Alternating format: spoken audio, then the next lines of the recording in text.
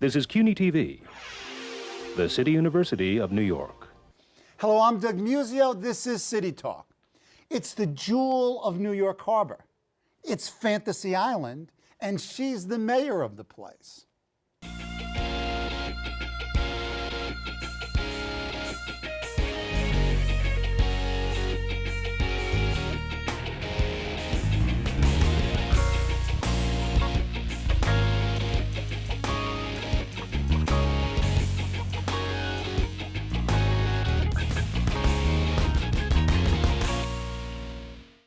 It's Governor's Island, and she's Leslie Koch, the president of the Trust for Governor's Island. Ms. Koch is responsible for the planning, redevelopment, and ongoing operation of the 150 acres of the island owned by the Trust. Prior to coming to the Trust, Ms. Koch was the CEO of the Fund for Public Schools, the nonprofit organization affiliated with the New York City Department of Education.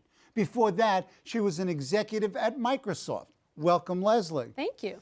Give us just a little bit of background of this jewel in the harbor, this fantasy island. Sure. Governor's Island, of course, originally created by God, same time as Manhattan Island. The Dutch settled briefly, discovered it was a little too small. They went to what I refer to as the Big Island, where we're sitting now. And then it became a military base. Actually, one of the obscure facts about Governor's Island is it's called Governor's Island because when we were a colony, it was actually the summer residence of the British royal governor. And so during its entire history, really until 2004, it was off limits to New Yorkers. First as a gubernatorial or a governor's summer home, and then as a military base. And actually, one of the other interesting facts that many people who visit the island discover is that it's actually two islands, in the sense that in 1905, the Army took the landfill, actually from the subway running under our feet, the Lexington Avenue subway, and doubled the size of the island. Classic Dutch behavior. I mean, Manhattan itself is, you know, Exactly. What percentage of it is landfill? Exactly. Smart move. Exactly. So that's the history, and it was an Army base. Some people sometimes think it was a Navy base. It was an Army base until the 1960s, and then it became the regional command of the United States Coast Guard until 1997. And then in the early 2000s, 2003, the government sold most of the island's acres, So, 150 of them to New York State? The island was 172 acres, Right. and 22 of those acres are still owned by the federal government. It's a national monument owned and managed by the National Park Service. And then the remaining acres at the beginning of 2003 in January were sold for the price of $1 by the federal government to Not the any state. wampum or No axe wampum, heads, right. none of that no stuff. inflation. Just $1. Exactly. Okay. To the state and the city of New York. And then in 2010, the governor and the mayor reached an agreement that the city would take responsibility for Governor's Island. So the trust actually reports to the mayor. Okay. What is this trust, and what is your role in it? I mean, are you the mayor of Governor's Island? Are you the czar? You know, I mean, I'm you need a title besides know, president of the trust. You know, I'm the person who makes sure we pick up the garbage, and we're designing a Oh, beautiful Mom, park. excuse Exactly, me. exactly. So the trust is the entity that actually owns this 150 acres. We are responsible for all the operations. We run the boats, we pick up the trash. We have a full-time high school on the island, so we're also a landlord. So you're the chief policy maker as well as the implementer? And the bottle washer. And the bottle washer. Exactly. Now, do you have a board? What do you have? What is the governing structure of this? There's a board of directors, and they're appointed by the mayor. And right now, the trust is entirely funded by the city of New York, both our operating budget as well as our capital budget. Okay. And we're using our capital budget to really address decades, if not centuries, of derelict infrastructure and bring the island into the 21st century at the same time that we're building a gorgeous, really stupendous park in the middle of the island. Let's talk about the possibilities and prospects in Governor's Island. By the way, digression. Why isn't it Governor apostrophe Good S question. rather than without the apostrophe? I know this is a nonsensical question, Well, but you must be asked this I'll all the tell you time. the story that I always use, and then I'll tell you the truth. So the Oh, story they're not I the same. used was You lie? Well, I found out that I was incorrect. So the Okay. story I used was that there was no apostrophe because it was, so then it wasn't the possession of one governor. it was more democratic. But it Oh, turns that's out reasonable. it was a good story. It turns out that when it was an army base, they had some punctuation, whatever the style guide was for the military, and they took out the apostrophe. So it's not as good a story, but that's why. Boring. Exactly. I like your story better. Exactly. Okay. So what is literally on the island today? Good question. And what might be on the island? Great. So the island's 172 acres. Half of that island, is a National Historic District. And so as a National Historic District, that part of the island is protected. So there are 55 buildings, including the buildings managed by the National Park Service, which are 2 of the 3 1812 era forts that are on the island. Interesting. And then a huge array of buildings that date from 1810 to the 1940s, all of which are landmarked. Some of those buildings are single-family houses that were used by the officers in the Army, and we even have a building that was the largest building built by the U.S. Army until the construction of the Pentagon, Liggett Hall, which was built in 1929. So on that half of the island, the northern half, we refer to this as, the best way to visualize this is an ice cream cone. Yeah. Exactly. So the ice cream part of the cone is the historic district. Right. All of that landscape is protected. Those buildings are vacant, and we are responsible to maintain and preserve those buildings. Okay. Now, what does it mean that they are landmark in terms of potential future use? When a building is landmarked, in our case, those are exterior designations, so that means you can't modify the exterior of the building. So But it's all facade. You can gut the interior. That is correct. And it also means that the landscape, the beautiful park-like setting surrounding the forts, we have a beautiful parade ground, are landmarked as well.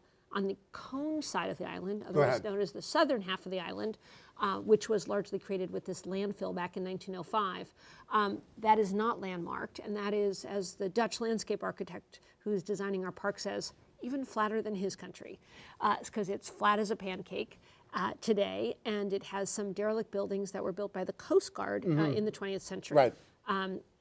We have opened up the island so that people can enjoy much of the island today, but as part of our plans to permit future uses as well as this glorious park, we'll be demolishing some of those Coast Guard buildings. Okay. In the piece that I referred to in the opening, titled Fantasy Island, the subhead says, "Welcome to Governor's Island where dreams go to die." Respond to that. Talk about whatever historical validity it has and how dreams are happening there. Sure.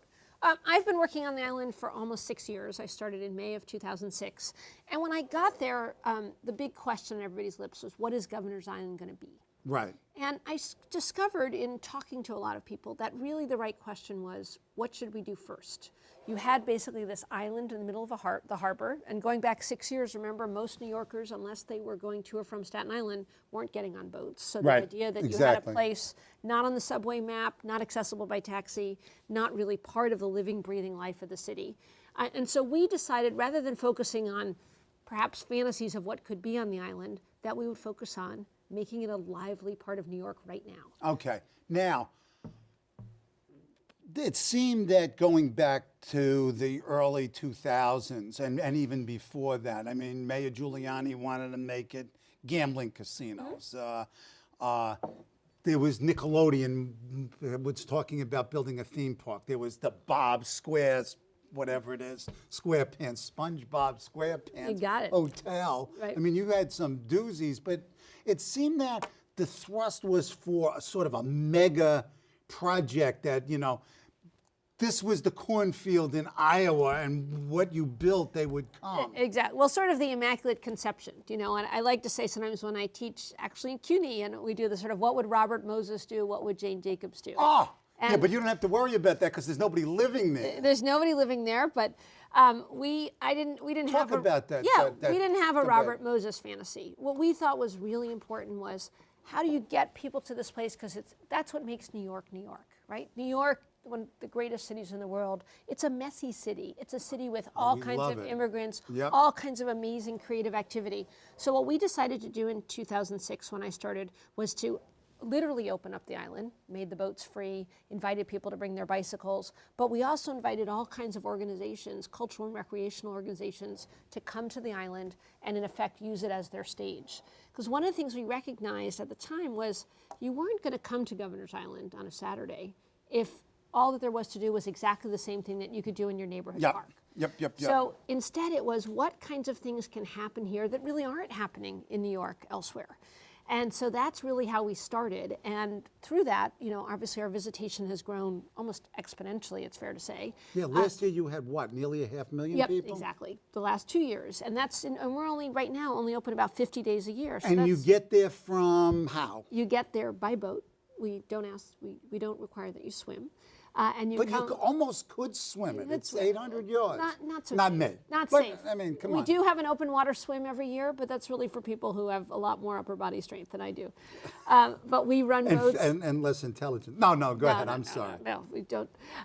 We run boats from Lower Manhattan, from the historic building that is actually the historic ferry terminal originally constructed for the East River ferries in 1905. And also we run them from the beautiful Brooklyn Bridge Park. Right. And since the creation of Brooklyn Bridge Park, and the boat running from Pier 6 to the foot of Atlantic Avenue, the whole relationship of Brooklynites to the water has dramatically changed. I in would just think a so. I few mean, years. it's so close. I mean, literally, you feel like you could stand on the Brooklyn side and throw a rock across. Absolutely. And in fact, for our Brooklyn boats, we don't even have a schedule because it goes back and forth. It takes longer to load the boat with all the strollers and the bicycles. And to go there. Exactly. It's only 800 yards. It's Exactly. nothing. So the way I go to work in the summers, on the weekends, is I just ride my bike down. Would you want, I mean, just in terms of your vision and values, different transportation possibilities? I interviewed Sam Schwartz. He's got this idea of these pedestrian bike bridges that go to Governor's Island, circle back around, or an underwater bike thing. No cars.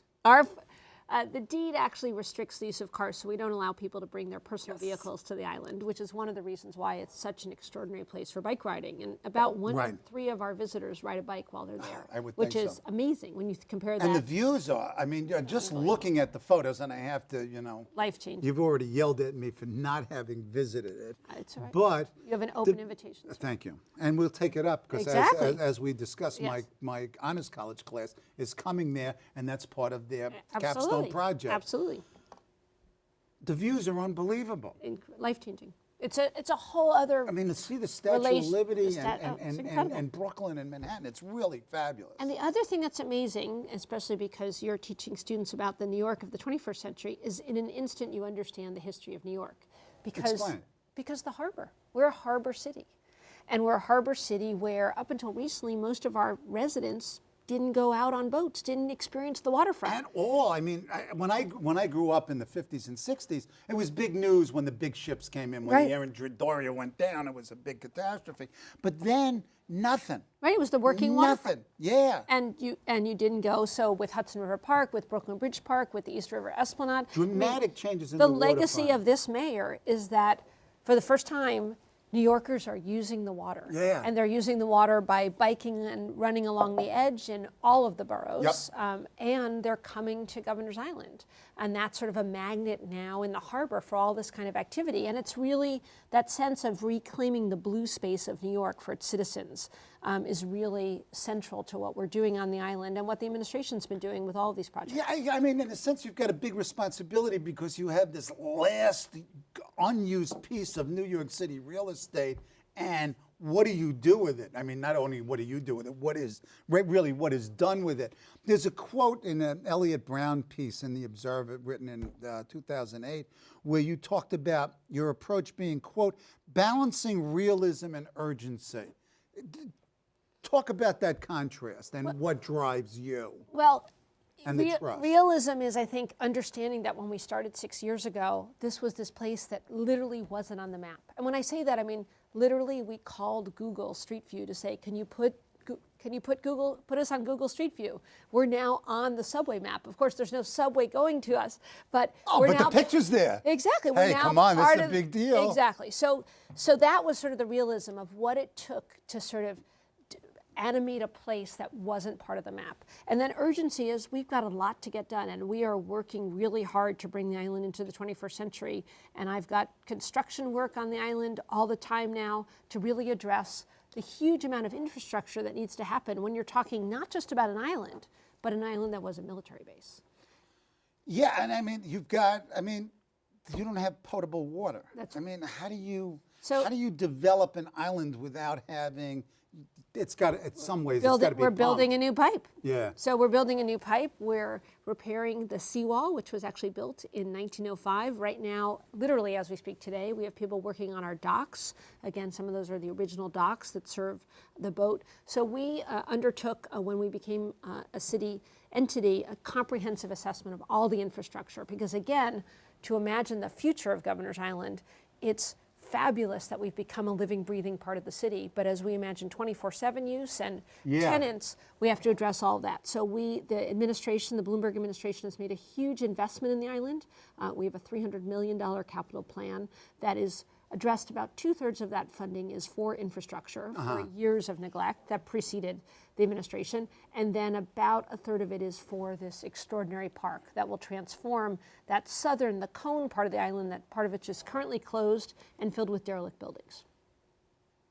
Given the support of this mayor for waterfront projects and in this case, Governor's Island, that $300 million takes you how far? And we have a change in New York City administrations in 2014, January 1st. What's the status of the funding for the island? I know you must be politicking, but go ahead. I'm not politicking. I'm focused on getting all the things done that we need to get well, done with the well, railing. I mean, That's doing the right job is part of it. The island has, in a relatively short period of time, already begun to be part of the city of New York. How? And but it's part of it is not just being on the map, but it's a place. People come and you listen to the visitors, because of course I don't wear a uniform when I'm out there. I just listen, and people not only say like we feel like we're on vacation, but there's this. It's a new kind of public space, a kind of public space that welcomes and embraces culture. So last summer we had an extraordinary exhibition of the sculpture of Mark de Sutro, presented by Storm King. This amazing cultural destination up the Hudson, takes an hour to get there by car. All of a sudden, those beautiful sculptures available for free in the middle of the harbor. You could picnic, ride bikes, have your kids' birthday parties. So this notion that we are the cultural capital of the world, but that what the island is offering, along with all the museums and theaters that we know so well, is this opportunity for a new kind of informal culture in the public realm. And that's something you see in other countries. You're starting to see throughout the city and throughout the country. And that is really what Governor's Island has become known for. And what you see and hear from visitors, because I hear this all the time, is we came for an afternoon and we tried all this art. Our kids wanted to do hands-on art. We have this wonderful program run by the Children's Museum of the Arts. With the list, every weekend there's something different to do. So it's really a very different notion of a public space, different than perhaps what you do in your neighborhood park, or even for those who go to Central Park on the weekend, or I go to Prospect Park often on the weekends. So that is the first stage of bringing the island back to life. And then at the same time, if you were to come out and visit today, you could go visit 432 students at the Harbor School. Our first tenant are 432 New Yorkers. Totally normal for them to go to school on an island. And what's great about the harbor... And drink bottled water? What do they drink? Yes, they drink bottled water. It comes in, it actually runs through the And you pipe. have sewage? I mean, the infrastructure demands alone are really extensive. Well, we've assessed them all, and we're working to, again, bring them into the 21st century, which they really weren't. Because, again, some of these systems were last addressed in the 1950s. Yeah. Okay. Who goes? I mean, is it New Yorkers who go, or a tourist who goes? Sort of. Have you done surveys on the sort of the demographics and socioeconomics of the visitors? Early on, we said this is for New Yorkers. Yeah. And one of the things we said, and people sort of laughed at us at the time, I said, we're going to give the Statue of Liberty back to New York City. The views are fabulous. When was the last time you went to the Statue of Liberty? Oh, God, when my kids were young, so I would say 20 years ago. So most New Yorkers won't even admit that they've been to the Statue of Liberty since they were 12 or their kids were 12. So you come to Governor's Island and you do all the things you can do in a park, plus culture, plus food, you name it. We'll talk food in a second. In view of the Statue of Liberty. And so we very consciously said, this is a place for New Yorkers, because we know that tourists love to go to places where New Yorkers are. But New Yorkers don't necessarily go to places where tourists congregate. This is true. And so we see people coming from all 5 boroughs. We see a lot of people bringing their out-of-town visitors. We see people from every neighborhood, again, Brooklyn and Manhattan in particular, Sure. that's where our boats run from. But one of the sort of signatures of Governor's Island has been our Free Bike Friday program. On Fridays when we're open to the public, all the bikes on the island are free. So if you ask any 8 to 10-year-old in any borough of this city, they will tell you that Governor's Island is a place where you can ride a bike. And if you think about it, if I'm an inner city kid, how do I learn to ride a bike? Where do I have a bike? On the street? What do you mean, where do you learn to ride a bike? Well, between the parked there cars. aren't too many parents in New York City who are letting their kids ride bikes on the street. And so, you know, it is amazing what's happened as New York City has become a bike-friendly city, but the opportunity to have in the middle of that bike-friendly city an island where there are no cars, where on Fridays, and so every kid will have 3,000 kids out on the island on Fridays, out of a typical visitation of 5,000, all riding bikes, all learning how to ride bikes, and even grown-ups who don't want to admit that as much as they want to take advantage of the hundreds of miles of new bike lanes, they want to get their sea legs, so to speak, on a free bike on Governor's Island before they go out on the streets. So practice before you hit the Exactly, streets. Okay. exactly.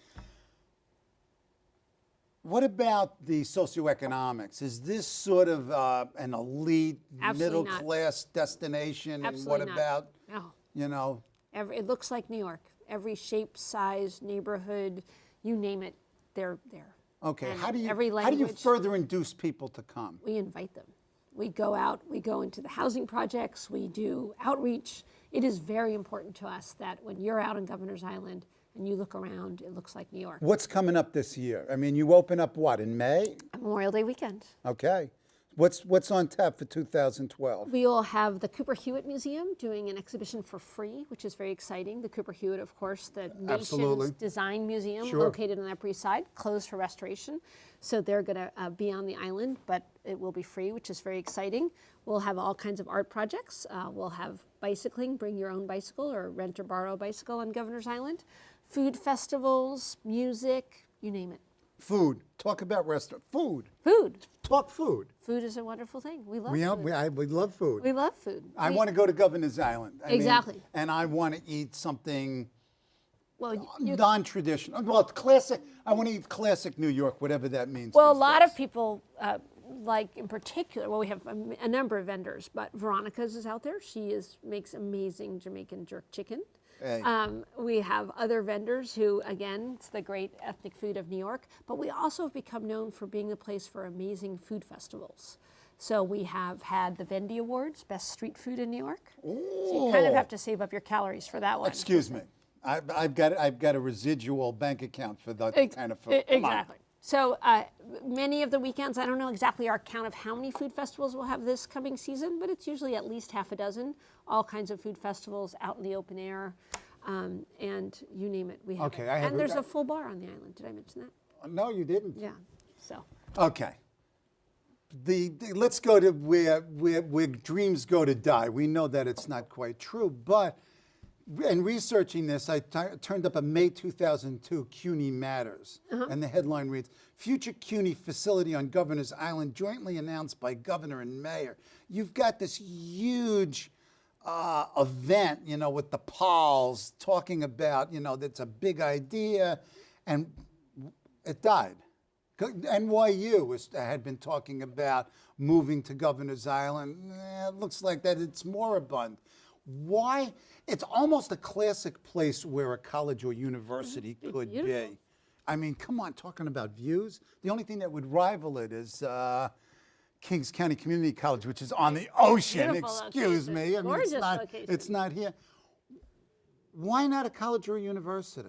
We would love to see a college or university on Governor's Island, but it needs to be a college or university that's prepared to, you know, make the investment in, as they would anywhere in New York, Sure. if they were looking at either new buildings or restoring buildings, in adapting those buildings for their students. So we would love to see CUNY, I think, and that's before my time, that Yeah. the CUNY proposal, but I think that, again, the CUNY capital budget at the time wasn't there. And when NYU spoke publicly about Governor's Island, they always looked at Governor's Island as they termed it, one of sort of possible satellite locations. right. And, you know, as I'm sure you're aware, they're very focused on their current proposal in terms of what they're doing in Greenwich Village. We would love to see them come to Governor's Island, and they still, I think, have that under active consideration. I mean, you've had proposals, for example, I mentioned it earlier, from things like Nickelodeon. First of all, how do you propose something to you? And well, how do you review the policy? I don't mean you as an individual, but institutionally. We're a public entity, so we use what's called an RFP, request for proposal process, just as you would anywhere else in the city or state.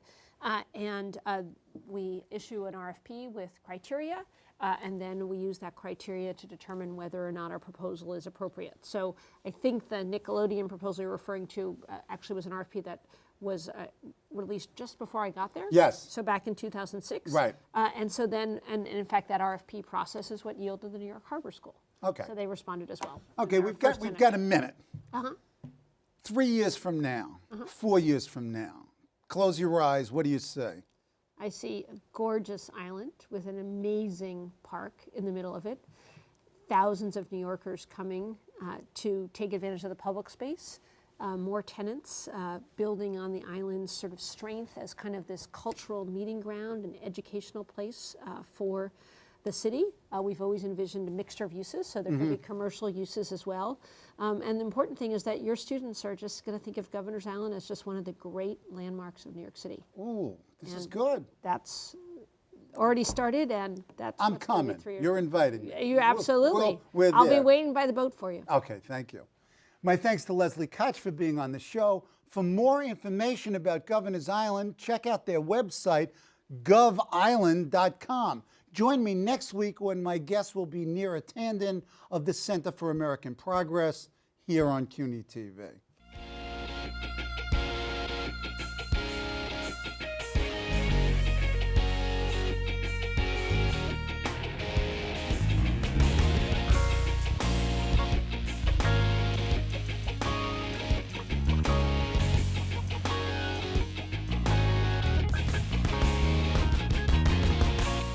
Hello, I'm Doug Muzzio. Let us know what you think about this show. You can reach us at CUNY.TV. When you get there, click on the bar that says Contact Us and send your email. Whatever it is. Thanks, no thanks, obnoxious, do it. Send it.